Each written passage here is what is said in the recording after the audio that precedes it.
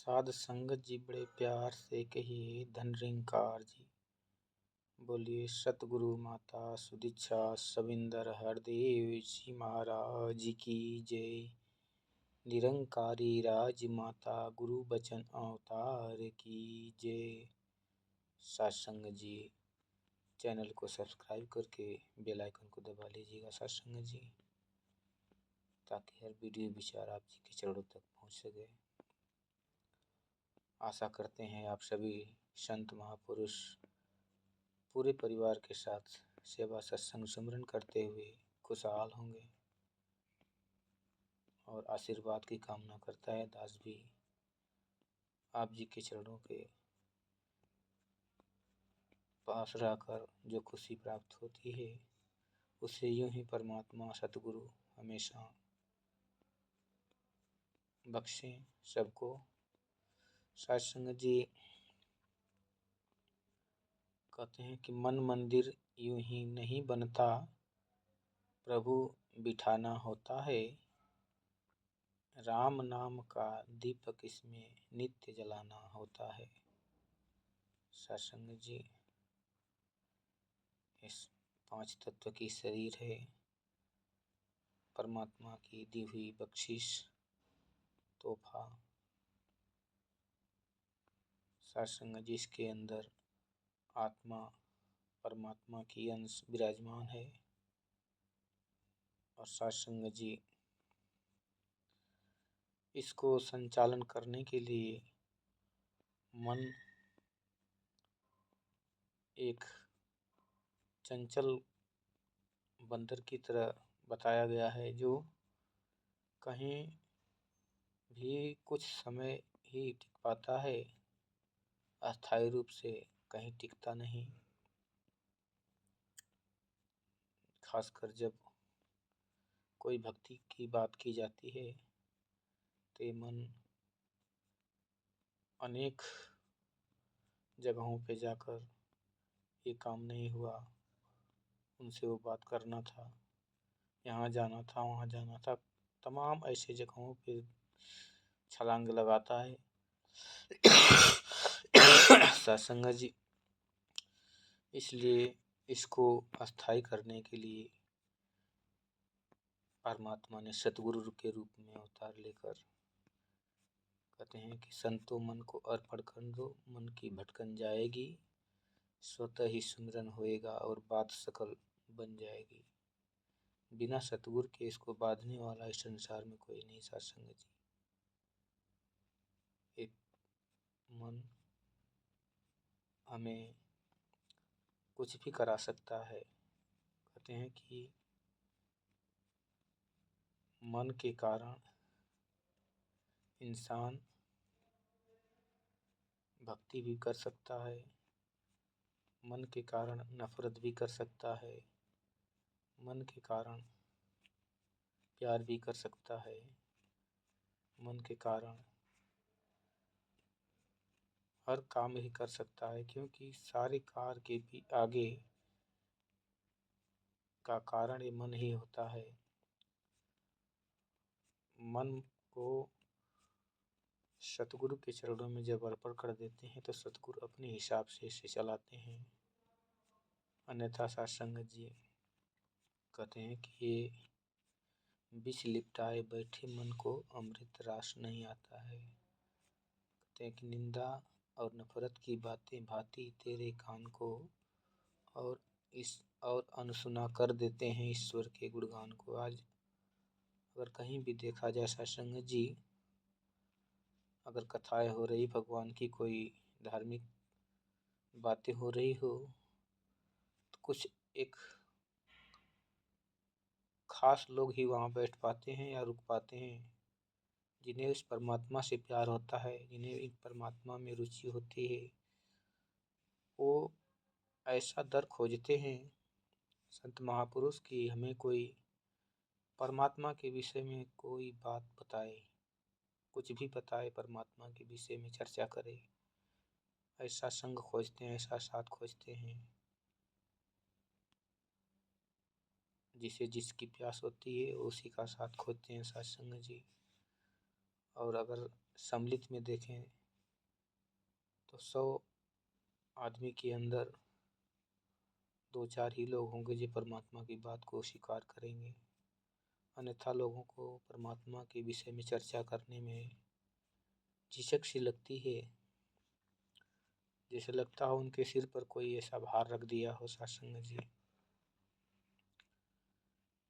कहते भी हैं कि तुलसी पहले पाप से हरि चर्चा न सुहाए, जैसे तपन शरीर की खाना की रुचि जाए। सत्संग जी कुछ तो पिछले कर्मों का फिर होता है और कुछ संग साथ का भी फर्क पड़ता है।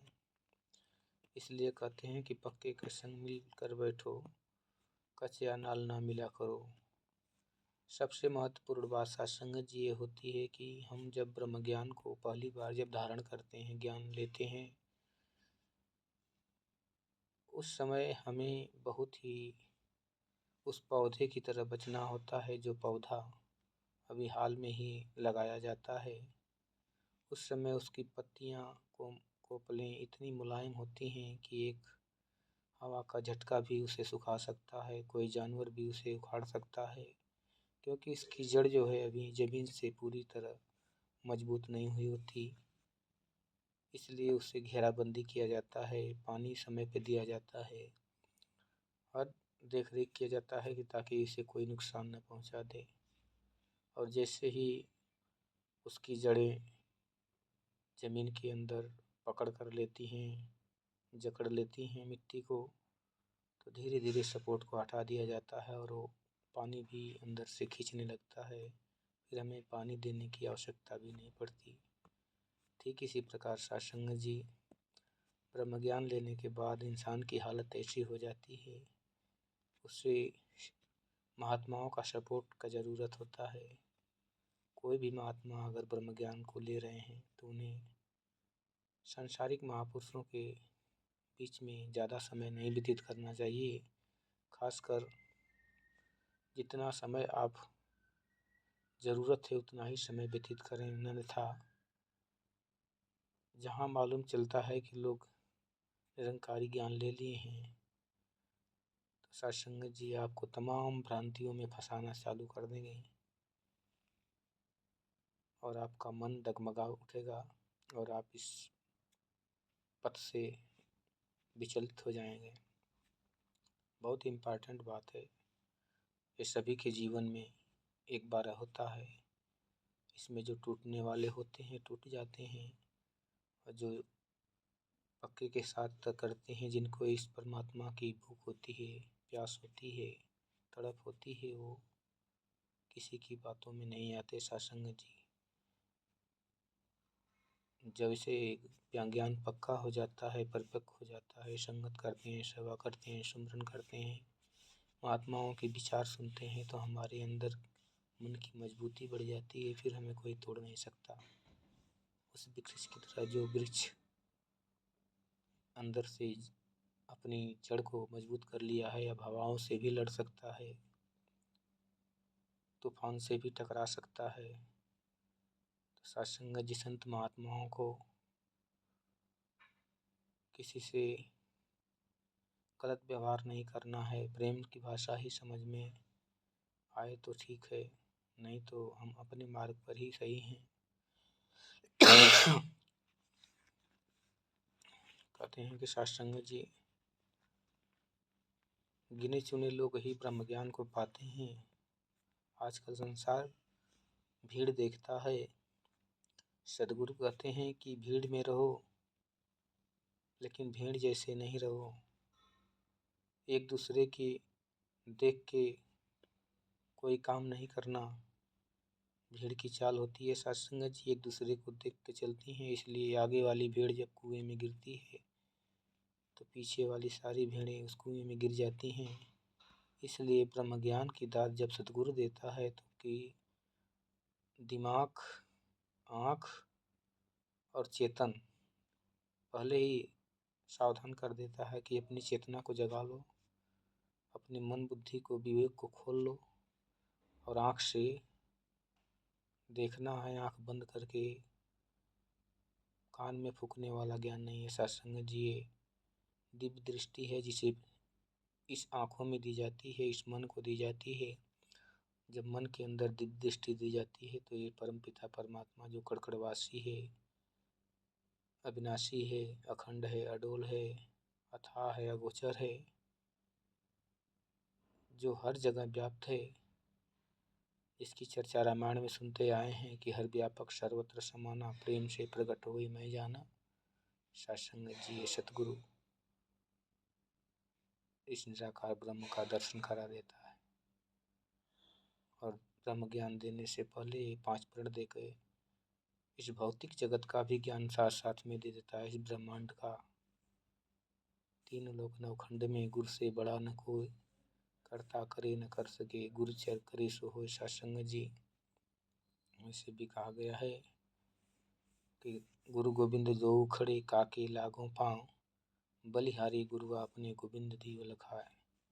कबीरा हर के रूठते गुरु के सरने जाए, कह कबीर गुरु रूठते हर नहीं होत सहाय। सत्संग जी परमात्मा अगर नाराज हो जाता है तो सतगुरु को पावर होता है, वो उसे मना लेता है। लेकिन सत्संग जी सतगुरु अगर रूठ जाए, सतगुरु तो रूठता है नहीं वैसे, लेकिन अगर सतगुरु रूठ जाए सत्संग जी तो परमात्मा इसको मना नहीं सकता। इसलिए सतगुरु की महानता है, क्योंकि सतगुरु ने हमें इस राम को, इस ब्रह्म को दिखाया सत्संग जी, तब हमें जाके ज्ञान समझ में आया। अन्यथा निराकार तो युगों युगों से विराजमान है। कितनी बार ये योनियों में जीव आया और गया, लेकिन सतगुरु का दर्शन नहीं हुआ, इसलिए इसकी दर्शन नहीं पा पाए। आज समय के रहबर सतगुरु माता सुदीक्षा जी इस कार्य को संपन्न करने का बीड़ा उठाए हैं कि हर इंसान जो इस मानव तन में आया है, इस परमपिता परमात्मा का दर्शन का अधिकारी है। अगर वो दर्शन करना चाहता है तो केवल अपने मन को सतगुरु के चरणों में समर्पण करके अपने अहंकार को तज के सत्संग में आए और इस प्रभु का दर्शन करके अपने जीवन को सुखी और सुहेला बनाए। सत्संग जी प्यार से कहिए धन रिंकार जी।